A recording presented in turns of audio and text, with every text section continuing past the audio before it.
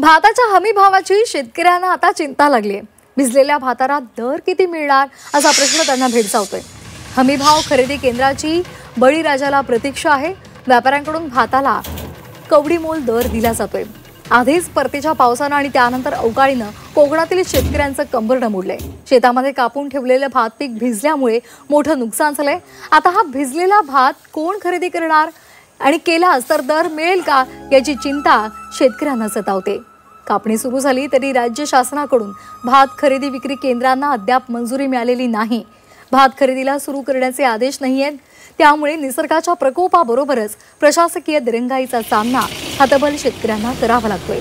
भात वाळवून तो खासगी व्यापाऱ्यांकडे विकण्याचा प्रयत्न शेतकरी करतायत, परंतु त्याला कवडीमोल भावानं विकावा लागतोय। की शेतात जर का कापणीला गेलो तर कापणी करत असताना शेतात एवढं पाणी आहे की शेतकऱ्याला भात कापावं की न कापावं असा सुद्धा प्रश्न झालेला आहे। शिवाय भात कापलं ते शेतामध्ये भिजतोय आणि त्याच्यामुळं ते शेतकऱ्याला दर मिळणार नाहीये।